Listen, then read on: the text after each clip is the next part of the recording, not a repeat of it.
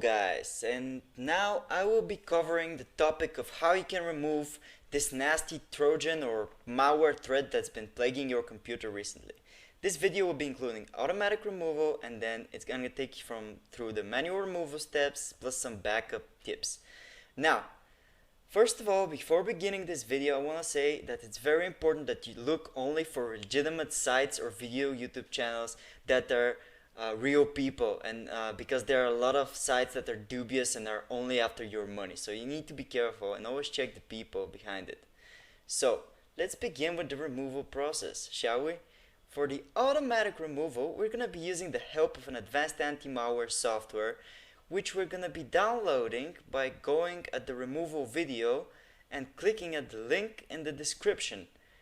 After you click the link, it's going to take you to the removal article of this specific thread. In it, click the download button, and it's going to take you to the download page, where the download should start automatically. When it's done, simply open the installer. It's going to take you through a language and installation steps process. Simply follow those steps, agree with the license terms, and then click accept and install. Installation should take about a couple of minutes time, and after that, when setup is done and you click finish, the scan should start automatically. Now, this software doesn't just scan for the virus files. It's gonna detect any objects that may be potentially unwanted, any adware, any cookies that may be tracking your information, and so on and so on.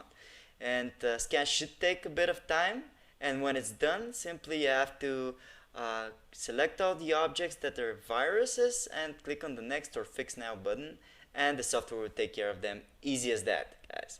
So for the manual removal, you need to have some experience in removing threads. Now, before beginning the removal, I highly suggest that you back up your files, whatever they are, especially the important files. Simply, you can copy them on a flash drive, you can upload them to the cloud. Doesn't matter, really, it doesn't matter. It's good to have a backup because you never know what's around the corner, guys. Any moment your computer can break down and anything can happen. Let's say. After you've backed up the files, it's time to enable the visibility of the hidden files which the virus may be concealing from you. To do that, you're going to open the search and you're going to type show hidden files and folders, and then you're going to have to click on it. It's going to open the settings, and then you're going to click on the show hidden files, folders and drives option, then click on apply, and then click on OK to accept the setting. And that's it. Now all that's need to be done is to find the files. To do that, simply open your computer and on the search bar on top right, type file extension and then the extension of the file. In this case, we have set up an example file which is exe file called example virus file. Imagine that this example virus file is the virus name. You're gonna type the name after that, and then you're gonna hit enter. And as you can see, it's loading up there, and it's gonna find the file, whatever it is on your computer. Windows is gonna do that for you. And then you have to select the file and simply remove it. That's it. Now, another way to set up that and to find the virus file, if you don't know, is to always check our article in the description. It's gonna make sure to have info of the file. But even if the article in the description doesn't have the info in the file, you can find it via the following method. Press Windows button and R and type regedit.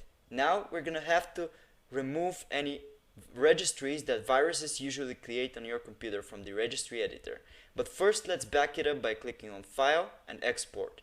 Then save it somewhere where you can easily find it by clicking on All on Export Range and naming it something that's easy to remember. And then click Save. After you've done that, this will make sure that this is your last known good configuration, and you can always go back to it if something messes up by clicking on File and Import. So, to find any virus registries, you're gonna have to type Control and S combinations on your keyboard, and then you're gonna look for specifically keys. Only make sure they are ticked. And then you're gonna look for the run or run once keys. If a virus has set up a key, it's most likely there. Now, in those keys, the virus should usually have a value. If you right click on the value, you can easily delete the key, and this will stop the virus from automatically running. Plus it can help you find the virus file location. So, thanks for watching guys. Make sure to like if you found it useful.